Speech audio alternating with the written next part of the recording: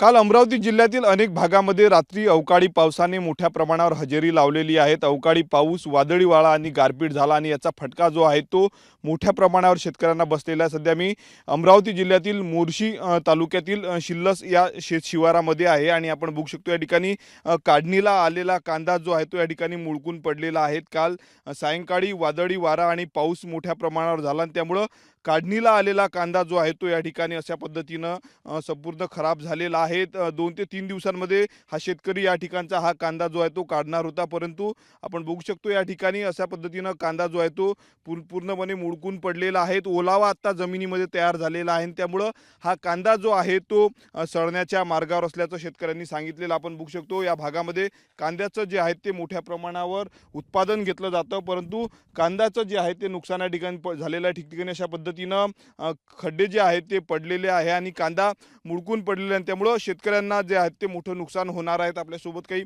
शेतकरी आहेत ज्यांचं कांदा पिकाचं नुकसान झालं। काका, काय परिस्थिती होती काल?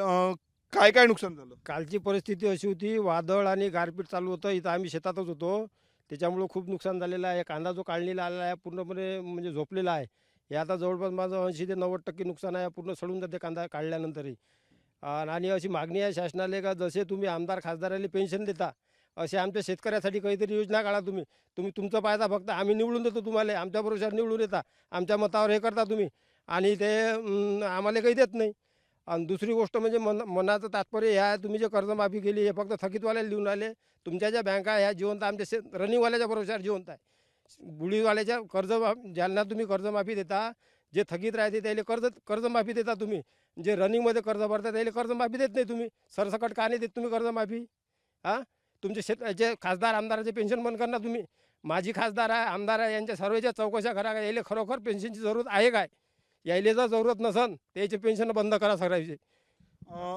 आणखी काय काय नुकसान झालं? भागात खंबे देखील पडले आहेत। या भागांनी विजेचं खूप नुकसान आहे। इकडे डीपी पडली आहे माझ्या शेतात, एका शेतात, आणि तिकडे जे पाईप आपलं याची पोलची लाईन आहे पूर्ण, म्हणजे सर्व्हिस लाईन पूर्ण असे खंबे पडले आहे, 7-8 खंबे विजेचे। आपण बघू शकतो संत्रा असेल, त्यानंतर कांदा पिकाचं देखील मोठ्या प्रमाणात नुकसान झालेलं आहे।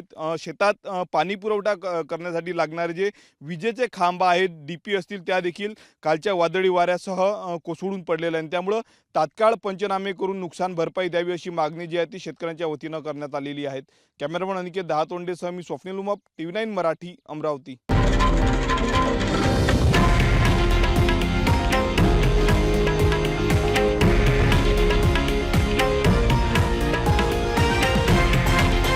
हे आहे देशातील नंबर 1 न्यूज नेटवर्क आणि आपण पाहत आहात TV9 मराठी, एकमेव।